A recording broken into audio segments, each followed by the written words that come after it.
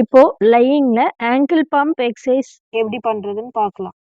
Face அப்ல படுத்துட்டு காலை ஆங்கிள அப் அண்ட் டவுன் நல்லா எவ்வளோ முடியுமோ அவ்வளோ மேக்ஸிமம் ஸ்ட்ரெச் பண்ணும்.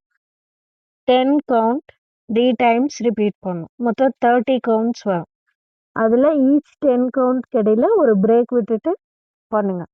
இல்லை உங்களுக்கு காலில் ஸ்வெல்லிங் இருக்கு அப்படின்னா நீங்கள் 2 பில்லோ வச்சு எலிவேட் பண்ணி கூட பண்ணலாம். So next variation of exercise எப்படின்னா இது மாதிரி நீயை ரிலாக்ஸ்டாக பெண்டிங் பொசிஷனில் வச்சுட்டு 2 கீழையும் ஈவனாக ரைஸ் பண்ணணும். இது மாதிரி 10 count up and down 3 times repeat பண்ணணும். 30 கவுண்ட்ஸ் டோட்டலாக வரும். அதுக்கப்புறமா உங்கள் ஆங்கிள் மட்டும் up and down same 10 count 3 sets. So ankle pumps எப்படி சிட்டிங்கில் பண்ணலான்னா இந்த மாதிரி ப்ராப்பரான பேக் சப்போர்ட்டோடு உட்காந்துக்கோங்க. இல்லை உங்களுக்கு கம்ஃபர்டபுளாக வேணும்னா பில்லோ கூட வச்சுக்கலாம் பேக்கில்.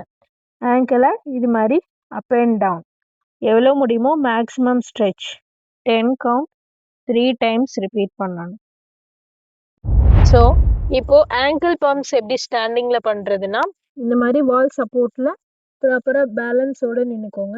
நின்றுட்டு ஜென்டிலாக heel raise up and down. லைட்டாக ஸ்லாண்டிங்காக இருந்தால் நல்ல காஃப் மசிலோட ஒர்க் ஃபீல் ஆகும். 10 கவுண்ட் 3 டைம்ஸ்.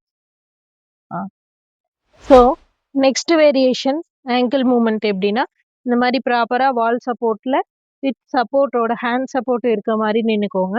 நின்றுட்டு உங்கள் ஆங்கிளை அப் அண்ட் டவுன் ஸ்லோவாக 10 கவுண்ட் 3 டைம்ஸ்.